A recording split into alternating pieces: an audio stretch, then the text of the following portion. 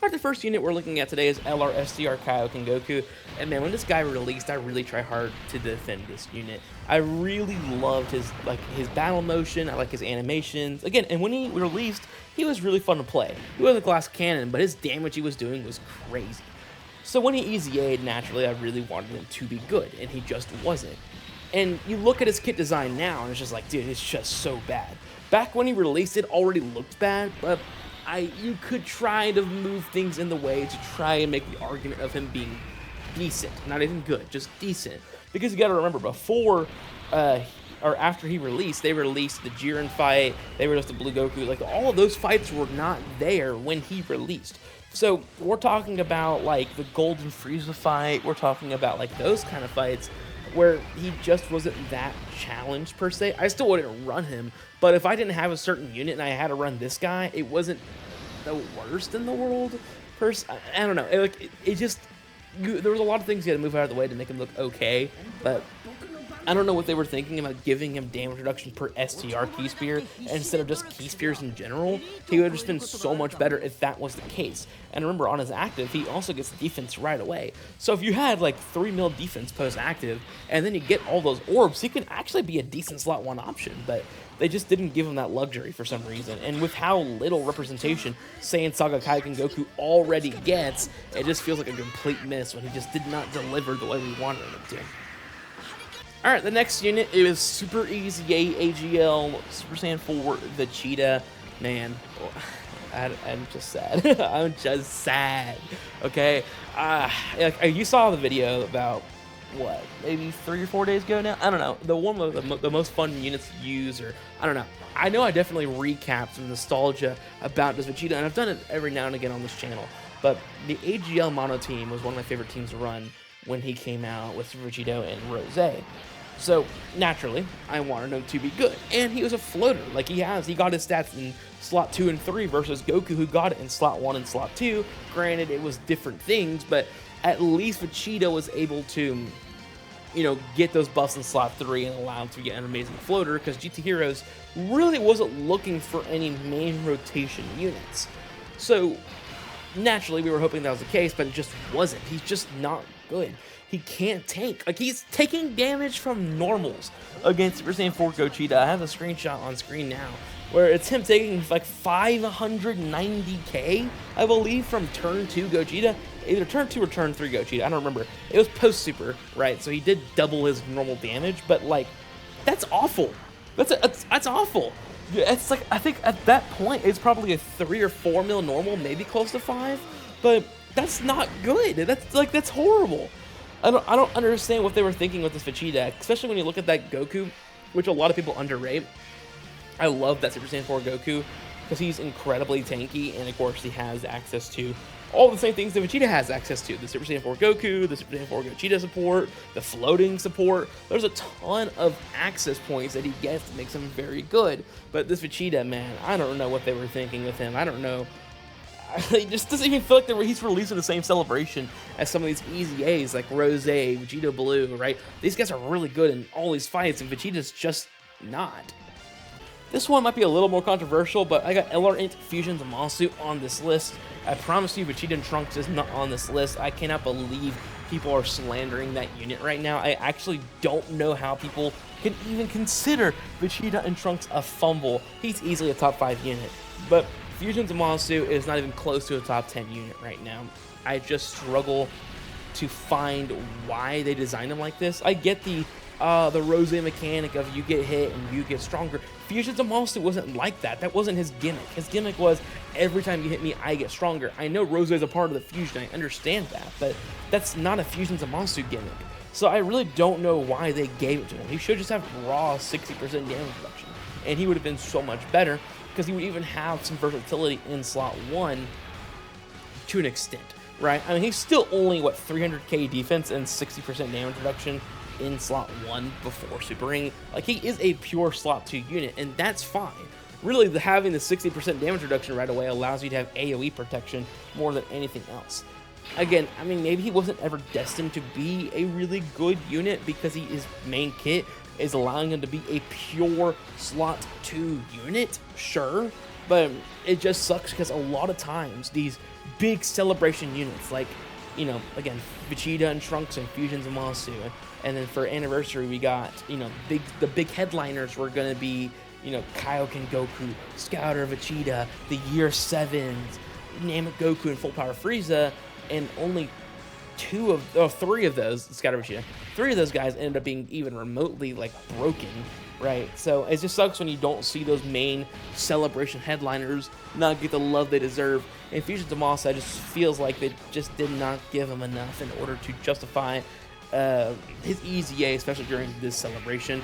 He's a pretty good unit if you consider him in the 10th anniversary meta, but in this new meta, it's really hard for me to like this unit. Alright, next we got the Super EZA STR Super Saiyan 3 Vegeta. I mean, everyone knows about this unit. Everyone does not like this unit because they barely gave him anything. I get it. He already has high levels of damage reduction, but first you released him during the long meta, right?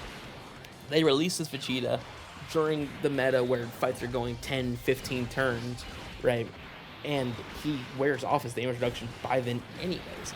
I'm not saying he doesn't have, you know, some value in these shorter fights, but his defense is just not high enough to pair with his damage reduction. Like, there had to be some kind of changes where they give him guard in a certain scenario, extra damage reduction. But he really just needed more defense. I can care less about the guard or the damage reduction. 80% damage reduction is high enough. They just did not give him the defense to handle it. Like, it just didn't work. They needed to do more for this unit, and they may have considered AGL Super Saiyan 4 Goku when designing that unit. Again, I love AGL Super Saiyan 4 Goku, but he's definitely a reason why some of these units are a little more underwhelming than they should be if they fall under his support. But again, I do enjoy this unit beforehand, but man, right now, he's just not usable. It just sucks because he really deserved to age very well. He didn't even have to last the entire year, right? Heck, he could have been bad when he released and then gained life in the special battle meta, which we're in right now. That would have been great too, but it just isn't the case for the Vegeta, which really sucks for such an anticipated tank. Alright, next we have AGL Ginyu, another anticipated EZA, more so for memories, right? A lot of people will love this AGL Ginyu because of how dominant he was right away. You know, we were in the longer meta too, so, you know, you can get some stacks going, let them build up a little bit, and then the side banner units were still broken. I love the work of Guldo still. I think they're very strong. Burger and Jace are pretty good, but dodge or die, right? But AGL Ginyu just needed a little bit more. I don't really think there's that much to adjust with this kit. I just think they need to increase the stacking multipliers, and then they need to give him a higher chance to stack, right? Instead of a high chance, it should be a great chance or guaranteed. Because you gotta remember, he's already restricted. So why are you gonna also give him RNG tied to the restriction? It just seems a little stupid, right? Like, I really do think AGL Ginyu deserves to be better since he's already niche, right? This AGL Ginyu is not being ran on Omega's team, right? You have to run him on Ginyu Force or Special Pose. So why are we trying to make him like, oh, he's good, but, you know, he has a lot of things that go his way. He should just be flat out broken right away, right? He just should be. And if he's not good for short meta, that's fine, right? But he should at least been very good in long meta. And I'm not even saying he isn't. It's just like, but when you're running AGL Ginyu, you're playing for 20 turns. And his damage is a little low. That's fine, right? I mean, I can live with that.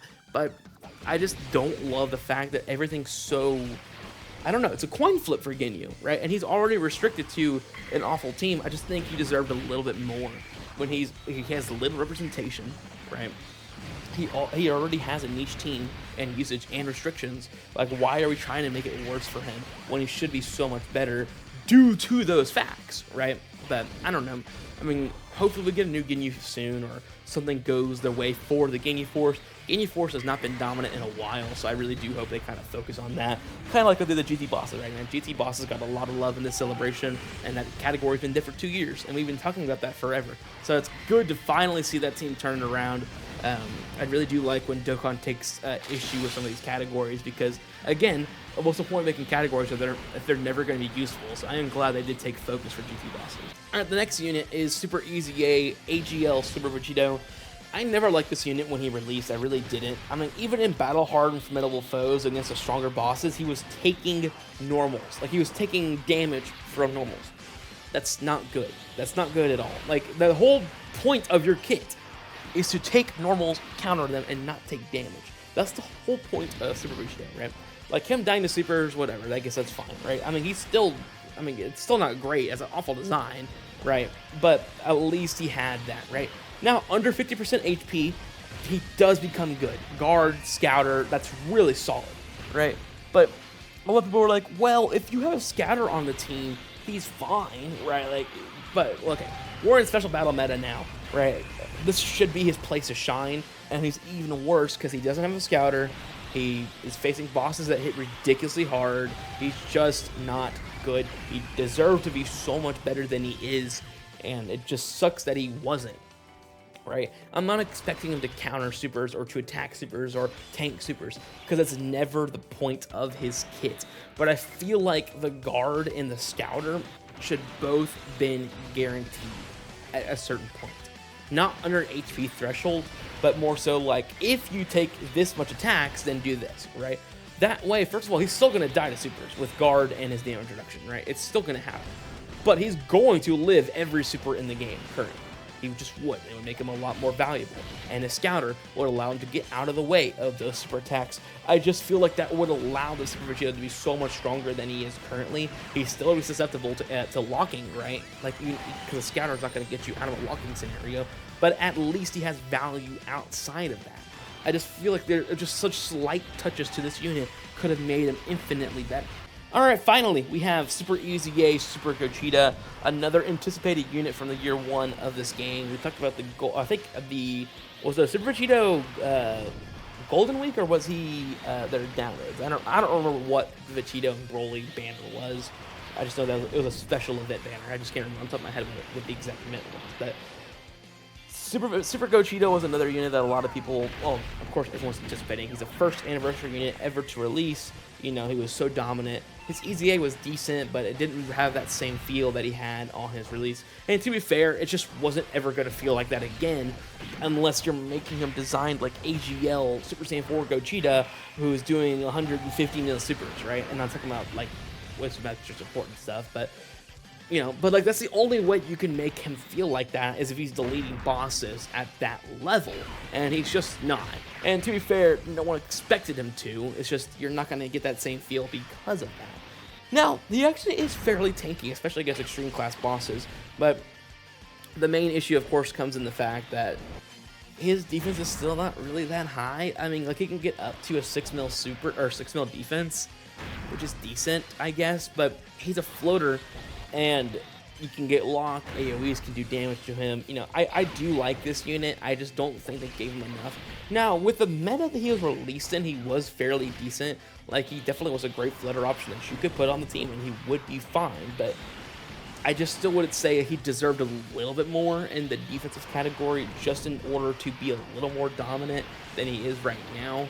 Again, we don't expect Super EZAs to dominate the meta forever. Even Cell and Buhan, who we thought were the most ridiculous Super EZAs we have ever seen, and like, oh my gosh, how are they ever going to top this, are now struggling in these newer fights, because these guys are like doubling the amount of damage we were seeing during the 10th anniversary meta. So it's not shocking that, you know, those guys are aging out, but I guess the worst thing is that they knew that these bosses were coming. They knew special battle bosses were coming, so why would they not try to prepare the units for that, right? I'm not expecting every unit to release during the 10th anniversary to be broken, but I just feel like misses during a big celebration is just a little tough. Especially because, again, these units were not even able to be used at some points in their own meta that they released it. What in the world were they thinking? Like, why would you not make them at least have some kind of utility or usage in the meta they released in? And I'm not saying you couldn't use Super Gogeta in certain fights, but I'm talking about, like, once you get to Blue Goku and Blue Vegeta, you're not using Super Gogeta. You're not using Super Vegito, right? Like, these guys, you could, but again, they're just always in danger. It just feels like these guys should have had a little bit more. But Let me know what you guys think in the comments below. Do you guys agree or disagree with this list? I'll link to all of my voice content is being the first link in the description below, and the second one is going to be to all of my Dokkan Battle content in general. Again, it is good to review these units, kind of look back at some units, especially like Fusion Zamasu and Super Saiyan 4 Vegeta, who came out this year, and it just sucks to see them not deliver the way I hope they would. I am glad Vegeta and Trunks is good. I know some people are weird about them for some reason, but I really do enjoy them, and they are very strong, especially if you can get them going. But anyways, I'll see you guys in the next one.